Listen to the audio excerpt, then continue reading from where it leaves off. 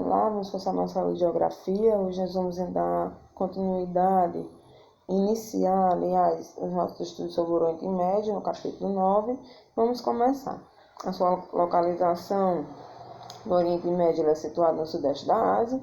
Essa posição é estratégica porque ele fica na região que faz um elo entre o Ocidente e o Extremo Oriente, e os países que contêm essa região é o Afeganistão, Arábia Saudita, Bahrein, Catar, Emirados Árabes Unidos, Iêmen, Irã, Iraque, Israel, Jordânia, Kuwait, Líbano, Omã, Síria e Turquia.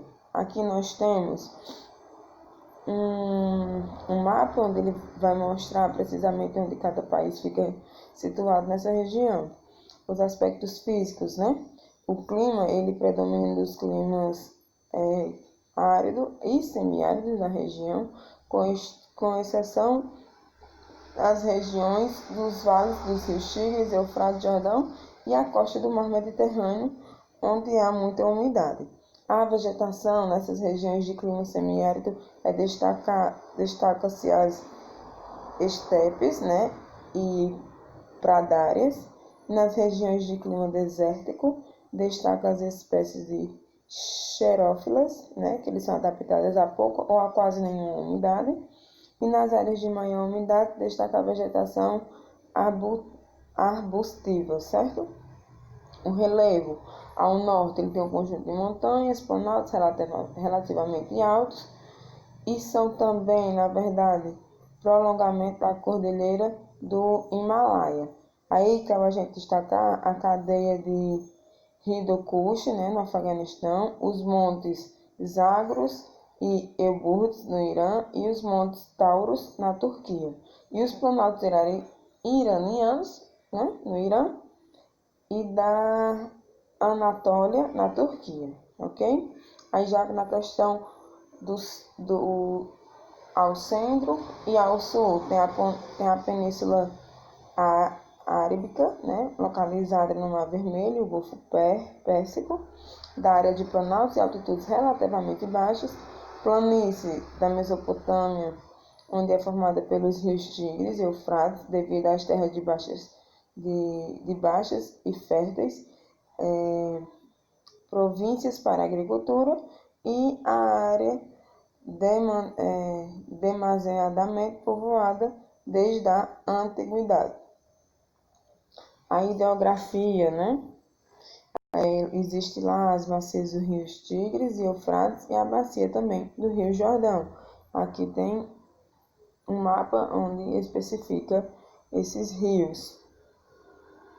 A geologia predomina as bacias sedimentares, em especial na Península Arábica e ao redor do Golfo Pérsico, já que são áreas rebaixadas e preenchidas por rochas sedimentares. Essas tais bacias, né, sedimentadas não são como uma forma de fenda que foi preenchida há milhares de anos por organismos marinhos, que ficaram, né, aprisionados no meio das camadas rochosas e dessa forma transformaram-se em petróleo e gás no decorrer desse tempo todo. Essa fenda foi produzida pela colisão de duas placas tectônicas, a placa eurasiana e a Arábia, né, que tem uma zona de centro nessa região. Falando agora dos aspectos econômicos, né, como a gente viu, né, a questão do petróleo é a principal produto responsável pela economia dos países do Oriente Médio.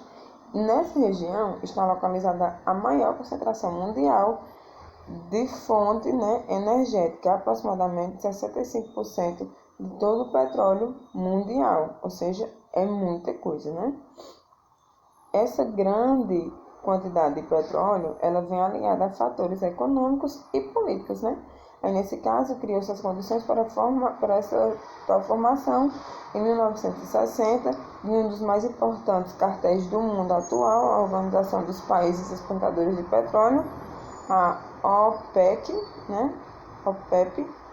E outra atividade econômica importante no Oriente Médio é a agropecuária, a agricultura a agricultura, né, em áreas litorâneas e nos vales fluviais, né, a questão da irrigação, e os principais cultivos, que são de trigo, algodão, frutas cítricas e arroz.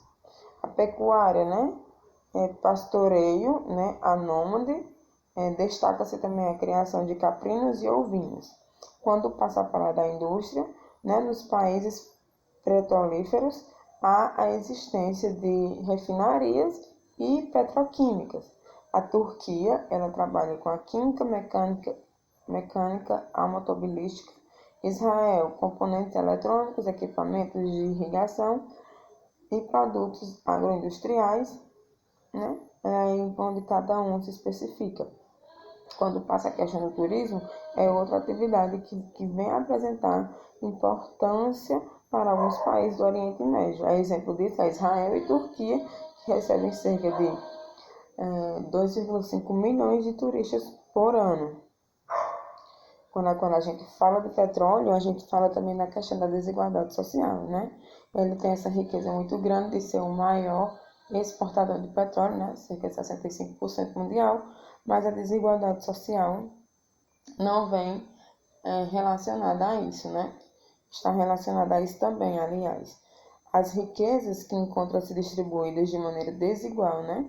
Lá, apenas uma parte dos lucros obtidos pela elite é investida em outros setores produtivos da economia desses países, como a indústria e a agricultura. Ou seja, aí a gente vê uma disparidade muito grande quando o país é um dos mais ricos na questão petrolífera, né, economicamente, e não tem a questão do jugo para saber fazer a igualdade social em relação às suas riquezas ao petróleo, né? Aí nós temos aqui os aspectos populacionais. O Oriente Médio é uma das regiões de maior crescimento vegetativo do mundo. As altas taxas de fecundidade entre as mulheres têm relação direta com a cultura e religião islâmica, a exclusão da mulher da sociedade no mercado de trabalho, a ausência de políticas de planejamento familiar, baixo nível educacional da população feminina, certo? A religião do Oriente Médio é o berço de 3 religiões monoteístas, que são elas o islamismo, o judaísmo e o cristianismo. A religião islâmica surgiu no início do século VII na da Península Arábica, né? E é baseada nos crescimentos de Maomé, revelados por Deus através do arcanjo Gabriel. A coletânea desses livros, né, dessas mensagens divinas, formaram o Corão, que é o livro sagrado do Islã. A palavra Islã significa que se submete à vontade de Alá. Alá, para eles, é Deus em árabe. Maomé começou a pregar sua doutrina monoteísta aos 40 anos de idade, mas encontrou forte oposição em Meca, sua cidade natal, e ele teve então de fugir para a medicina, onde ganhou prestígio e tornou-se profeta e legislador, né? Anos mais tarde, Maomé e o seu exército eles entraram triunfantes em Meca, que se tornou o santuário do Islã e principal centro de peregrinação. Quando morreu, as tribos da Arábia já estavam unificadas em torno da doutrina islâmica e da língua árabe. A religião islâmica apresenta algumas cisões, destacando-se os sunistas e os xiitas. Aí aqui a gente tem esses cultos, né? O culto acaba em Meca, que a gente vê a quantidade de pessoas nesses cultos. Agora, quando passa a se falar da questão da água, outra questão de desigualdade social que a gente vai ver agora no Oriente Médio, né? Na região, a quantidade de água disponível para o consumo é bem reduzida. disputas por áreas de bacias hidrográficas levam à questão de conflitos armados, certo? Aí a questão da água lá também é questão de conflitos bélicos armados. A região do Rio Jordão, né, os nascentes localizados nas colinas de Golã, a área disputada por 4 países que fazem fronteiras, né, Israel, Líbano, Síria e Jordânia. Israel e Jordânia dependem exclusivamente das águas do Rio Jordão para abastecimento das áreas urbanas e rurais.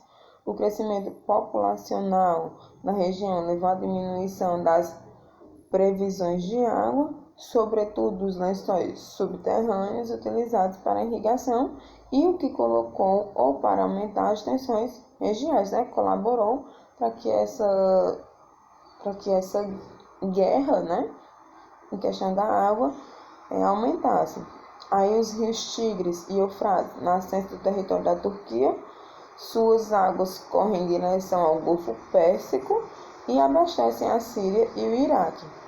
Os sírios e os iraquianos sentem-se ameaçados pela Turquia, que pode controlar os fluxos de água por meio de execução de projetos de irrigação e da construção de hidrelétricas em seu território, o que poderá prejudicar o abastecimento dos países adjuntantes, né, em direção ao Golfo Pérsico, gerando, nesse caso, mais conflitos, né? Complicado. A região dos nascentes dos rios Tigres e Eufrates é habitada pelos curdos. Então, a questão do conflito do Oriente Médio, a gente vai ver mais à frente, né? Por que se dá esses conflitos? Então, hoje nós começamos a introdução sobre o Oriente Médio, certo?